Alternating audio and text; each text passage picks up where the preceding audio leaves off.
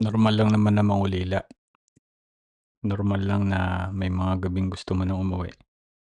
May mga araw na naiiyak ka kapagka nakikita mo ang pamilya mo sa video call. Mga pagkakataong pakiramdam mo'y mag-isa ka sa laban. Pero huwag niyong kalilimutan kung bakit kayo umalis sa Pilipinas.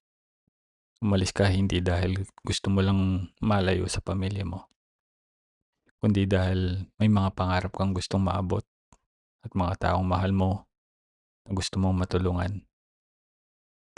Kapag nalulungkot ka, subukan mong kausapin ang pamilya mo at mga kaibigan mo. Kapwa mo OFW, baka may mga kaibigan ka. Yung sure ka na mapagkakatiwalaan mo. Huwag yung sarilinin ang bigat na nararamdaman nyo. Maglaan din ng oras para sa sarili.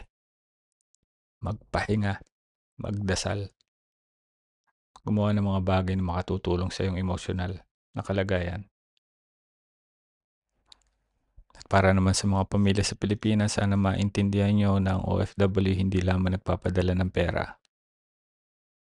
Nagpapadala rin sila ng nawawalang pagkakataon. Mga kaarawan nila, mga Pasko, graduation, mga sandaling gusto na sana nilang makasama kayo. Kaya kung may mahal kayong OFW na naho-homesick, huwag puro problema iparating nyo. Kamustahin nyo rin sila na walang kasamang pahingi naman. Kailan ka magpapadala? Tandaan, ang homesickness ay hindi kailanman kahinaan. Patunay lamang ito na may mga taong mahalaga sa iyo at may tahanang gusto mong balikan. Pero habang wala ka pa roon, alagaan nyo rin ang sarili ninyo.